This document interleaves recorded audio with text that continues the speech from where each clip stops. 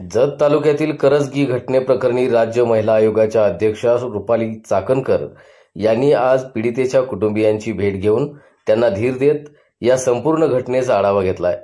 पीडितेच्या कुटुंबियांना आर्थिक मदत देण्याची ग्वाहीही त्यांनी दिली आहे। तर खटला जलदगती न्यायालयात चालवून आरोपीला फाशीच्या शिक्षेसाठी पाठपुरावा करणार असल्याची प्रतिक्रियाही रुपाली चाकणकर यांनी यावेळी प्रसार माध्यमांशी बोलताना दिली आहे।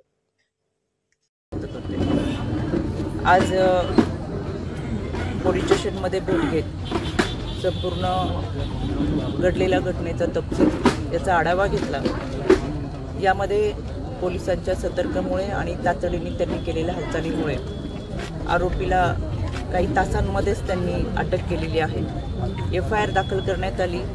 एफआयआर दाखल करून समक्ष अप्रत्यक्षदर्शनी जे काही पुरावे असतील ती पोलिसांनी त्यांच्या ताब्यामध्ये घेतलेले आहेत, जेणेकरून ही चार्जशीट सबमिट ज्यावेळेस होईल त्यावेळेस हे सगळे पुरावे माननीय न्यायालयासमोर हजर करण्यात येतील। तपास अधिकारी सुनीलजी साळुंखे त्यांचे सर्व सहकारी आणि टीम हे यामध्ये 12 ते 15 दिवसामध्ये चार्जशीट दाखल करतील आणि मला असं वाटतं महाराष्ट्रामध्ये अत्यंत कमी कालावधीमध्ये चार्जशीट जी दाखल केली जाईल ती या घटनेच्या संदर्भात। यामध्ये संबंधित कुटुंबियांना मनोधैर्य योजनेच्या अंतर्गत आणि तसंच मुख्यमंत्री सहाय्यता निधीच्या अंतर्गत आर्थिक मदत केली जाईल। यामध्ये राज्याच्या महिला व बालविकास मंत्री आदिती तटकरे यांनी स्वतः तपास अधिकारी यांच्याशी फोनवरून संभाषण केलं आणि आमच्या विधी सेवा प्राधिकरण असेल, जिल्हा महिला बालविकास विभाग या ठिकाणी आहे, त्यांच्या माध्यमातून तातडीने पूर्तता करत सुरुवातीचा 25% निधी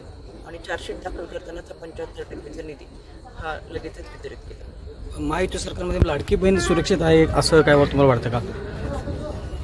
देशामधील सर्वाधिक कठोर कायदे हे महाराष्ट्रामध्ये आहे। गेली 2-2.5 वर्षाच्या कालावधीमध्ये महिला सुरक्षिततेसाठी ठोस अशी पावलं ही महायुती सरकारकडून उचलली गेलेली आहे। यामध्ये लाडकी बहीण योजना ही महिला आर्थिक सक्षम व्हाव्यात यासाठी सरकारने सुरू केली। त्याचबरोबर 1 जूनपासून केंद्र शासनाने BNS भारतीय न्याय संहिता अंतर्गत कलम 5 अंतर्गत महिला व बालकांच्या सुरक्षेसाठी विशेष कायद्याची तरतूद केली। या कायद्याच्या तरतुदीच्या अंतर्गत आत्तापर्यंत बलात्कारित आरोपीला शिक्षा ही कमी कालावधीची होती। यामधील शिक्षा ही आरोपीला फाशीपर्यंतची आहे। त्याचबरोबर DV केसेसमध्ये प्रत्येक वेळेस पोलीस स्टेशनला जाऊन तक्रार दाखल करावी लागत होती।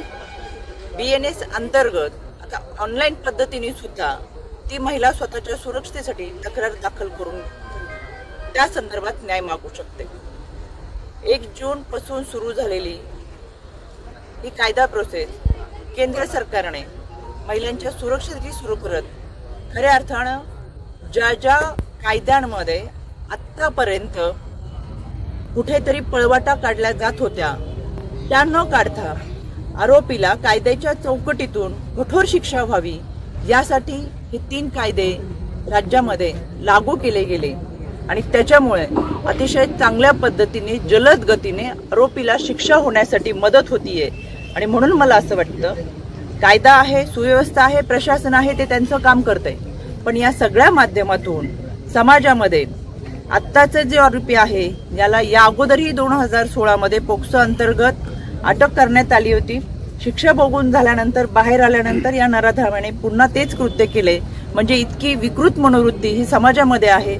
शेवटी शिक्षा का दिली जाते तर त्या माणसाला त्याच्या कृत्याचा पश्चाताप व्हावा आणि कुठेतरी त्याच्या वागणुकीमध्ये सुधारणा व्हावी म्हणून शिक्षा ही सुनावली जाते। पण शिक्षा होऊन सुद्धा परत एकदा असं कृत्य करणारा माणूस हा समाजामध्ये जगण्याच्या राहण्याच्या लायक नाही। त्याच्यामुळे राज्य महिला आयोगाच्या वतीनं ही केस फास्ट ट्रॅक कोर्टामध्ये तर चालेलच, पण आरोपीला फाशीची शिक्षापर्यंत घेऊन जाण्यासाठी त्याचा पाठपुरावा केला जाईल।